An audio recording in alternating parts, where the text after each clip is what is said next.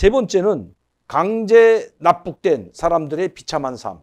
여러분들은 우리나라에서 얼마나 많은 사람들이 납북됐는지 아십니까? 6.25 전쟁 때 납북된 거를 말하는 게 아닙니다. 6.25 전쟁이 끝난 다음에 정전협정, 휴전협정이 체결된 이후에 53년 이후에 많은 사람들이 납북이 됐습니다. 제3세계에서, 해외에서, 그리고 국내에서, 그리고 바다에서 얼마나 많은 납북자들이 있습니까, 여러분?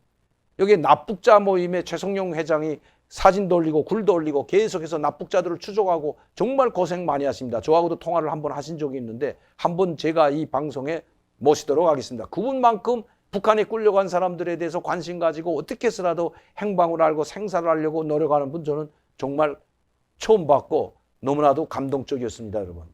정부는 생각도 안 하는데 한 개인이 자비를 털어가면서 북한에 끌려간 사람들에게 억울한 누명을 벗겨주고 그리고 납북된 사실을 전 세계에 공개하기 위해서 그렇게 모진애를 쓰고 있는 것. 한번 꼭 최성룡 회장님을 방송에 모시도록 하겠습니다. 그분이 허락한다면 말이죠. 그런데 제가 말씀드리자는 것은 50년대, 70년대 때에는 체제 경쟁을 엄청나게 할 때입니다. 사회주의 승리냐, 자유민주주의 체제의 시장경제의 승리냐, 이 체제 경쟁이 굉장했죠. 그 체제 경쟁 속에서 북한은 전 아프리카 40개 나라들과 동맹을 맺고 지원을 해주고 제가 그때 정말 저는 불어를 전공했기 때문에 알제리, 후아리 부메딘 항상 1년에 한 번, 2년에 한 번씩 꼭 오던 사람이 후아리 부메딘 이름도 안 잊어먹습니다. 저는 수십 년, 50년이 지났지만 이름도 안 잊어먹고 기억하고 있어요. 알제리 대통령 후아리 부메딘, 마다가스카르, 말가슈라고 하죠. 북한 말로는 디디에 라치라카. 아직도 저는 이런 이름 안 잊어먹어요. 왜? 제가 불어를 전공했기 때문에 알제리나 마다가스카르를 불어를 하거든요. 이런 나라들이 엄청나게 군대 이제 무기를 지원해주고 군대를 꾸려주고 그 디디에 라치라카, 알제리 후아리 부메디안과 같은 사람들을 경호해주고 엄청난 지원을 많이 해줬죠. 이뿐만 아닙니다, 여러분. 에티오피아를 비롯한 아프리카 많은 나라들, 이런 나라들 40개의 나라들이 북한에 다 북한 친북 국가들이었죠. 그래서 75년도인가 여러분 제34 유엔 총회 미군 철거 유엔군 철거가 통과되지 않았습니까? 그때 이겼죠. 유엔 총회에서 결의해서 유엔 결의가 통과됐으니까. 그렇게 북한은 체제 경쟁을 하면서 엄청나게 많은 돈을 아프리카와 아세아나들에 쏟아부었습니다. 그만큼 그때는 뭐 여력이 있으니까 뭐 쏟아부었을 거 아닙니까? 그런데 그러면서 북한은 북한 주민들에게 김일성에 충성하고 김일성주의에 뭉치고 사회주의가 우월하다는 걸 보여주기 위해서 바로 납북자, 납치를 강행했던 것입니다. 여러분, 이 납북된 사람들은 바로 북한에서 강제 납치된 사람들은 오로공들이 되게 많아요. 저도 북한을 오래 있을 때 70년대, 60년대 말, 70년대 초까지 이 오로공들이 전국 방방곡곡에 다니면서 이게 무리로 20-30명씩 다니면서 강연도 하고 간담회도 하고 정말 살기 좋은 장군님, 오보이 수령님 품으로 왔다고 그렇게 교육시켜서 이야기하고 아까 그 사진도 바로 라진혁명사적지라는 것인데 사상교양을 받고 라진혁명사적지 견학을 갔다가 그쪽에서 노동자들과 간담회를 하고 선전활동에 이용당하고 사진 찍은 사진입니다, 여러분. 그 사진을 최성룡 회장님께서 올린 겁니다. 자, 여러분. 이렇게 체제 경쟁을 하면서 북한은 왜 체제 경쟁을 했을까?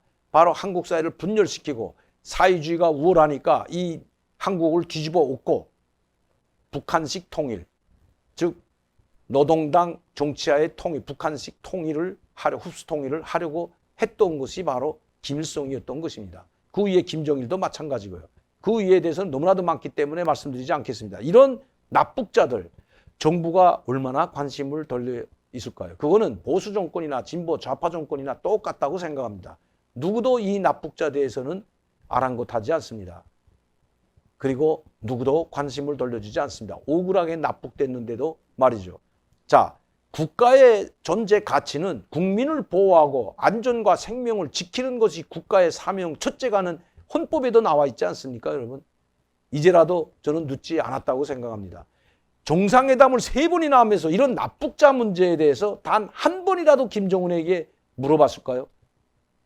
제가 말씀드리자는 것은 바로 그겁니다. 자, 우리나라 사람만 납북한 것이 아니라 해외 나가 있는 유학생들도 납치해서 유인 납치라고 하죠. 여러분 그 유명한 내 딸과 아내를 김일성 주석 내 딸과 아내를 돌려주시오라고 썼던 오길남 선생. 저는 그분과 1년 동안 같이 연구소에도 있지만 그 사람 심장은 다 타들어가서 정말 조그마한 덩어리로 남았을 겁니다. 너무 타들어가서요. 너무 딸이 보고 싶어서. 저도 딸 키우는 아버지지만 얼마나 전 딸 정말 아유 너무 사랑하면 가슴이 시꺼멓게 타들어가면 얼마나 보고 싶겠습니까?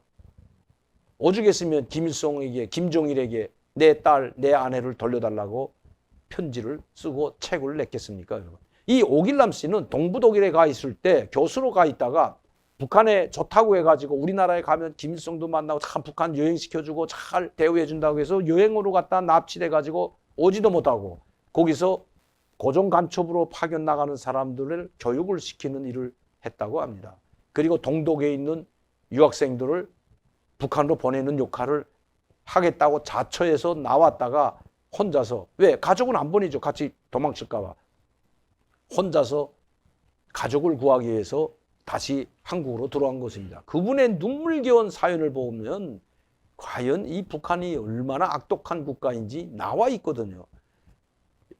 프랑스에서 독일에서 영국에서 수많은 학생들을 유인 납치해서 북한으로 데려가서 사상교양시키고 그다음에 이 고정간첩을 훈련해서 내보내는 이런 역할들을 담당하게 했던 것이 바로 통일전선사업부이고 김정일이었던 것입니다. 김정은도 다르지 않습니다, 여러분. 자, 일본 사람까지 납치했다는 것은 이미 전 세계에 알려졌던 거죠. 김정일이 200억 달러에 혹 하는 바람에 고이즈미 총리에게 사과한 것은 이미 2010년도죠. 이미 공개된 사실입니다. 우리가 일본 사람들을 납치했다. 유감 표명한다. 사과드린다. 고이즈미 총리에게 직접 한 겁니다. 김정일이. 그리고 5명 그 일본 사람들과 또 미국 사람과 아니면 어떤 결혼했던 사람들 가족들 이런 납치된 사람들은 평범한 삶과 일반 평범한 삶을 살지 못하기 때문에 미국 사람과 미국 국군 포로 데려왔다 북한으로 귀화한 미국 사람과 결혼하고 미국 사람과 자녀들과 결혼 뭐 이렇게 해가지고 5 가족이 일본을 방문하러 갔다가 돌아가지 않은 사실은 유명한 사실이죠. 그때 5 가족이 일본으로 갔습니다. 방문을 가기로 해놓고 나는 안 돌아가겠다. 나는 내 조국에 있겠다고 해가지고 일본에 눌러 앉았고 돌아가지 않았죠. 그리고 200억 달러. 그 200억 달러가 100억 달러는 현금으로 그리고 100억 달러는 차관 형식 물자 형식으로 보내주기로 돼 있는데 이것은 옛날 30년간 일본이 통치했을 때의 피해 보상금이라고 합니다. 이 200억 달러에 현혹돼서 납북 사실을 자기들이 납치한 사실을 인정한 김정일.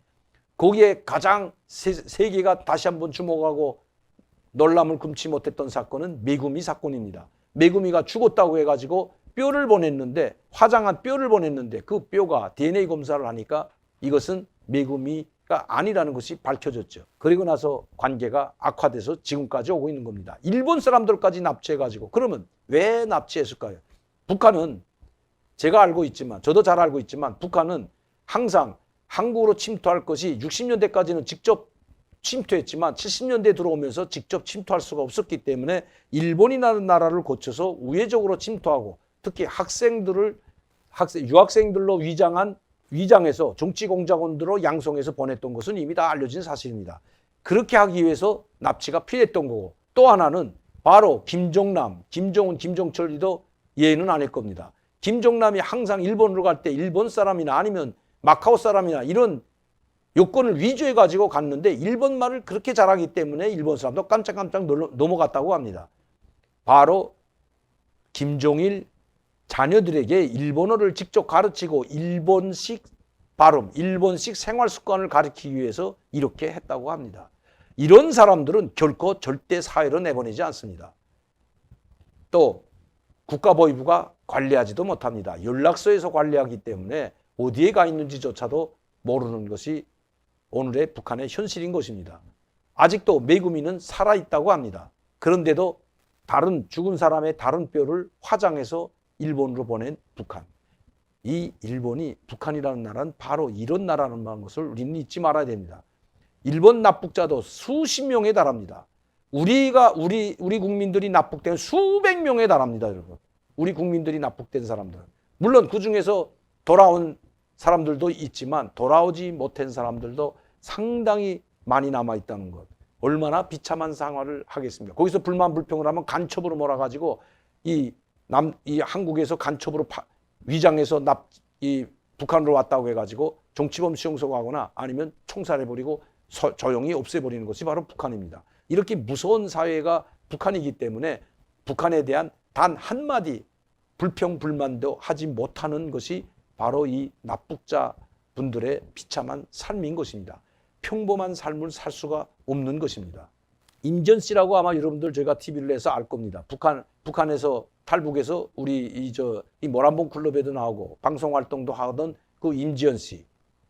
다시 북한에 납치되어 가지고 엄청나게 얻어맞고 그리고 우리 한국 사회에 대해서 비판을 하다가 이용할 대로 이용해 먹고는 지금 소리 없이 없어져 버렸습니다. 병 걸려서 죽었다면 다기 때문입니다. 임지연 씨 어디가 있냐면 폐렴 걸려 죽었다면 그게 끝입니다. 북한이라는 사회는.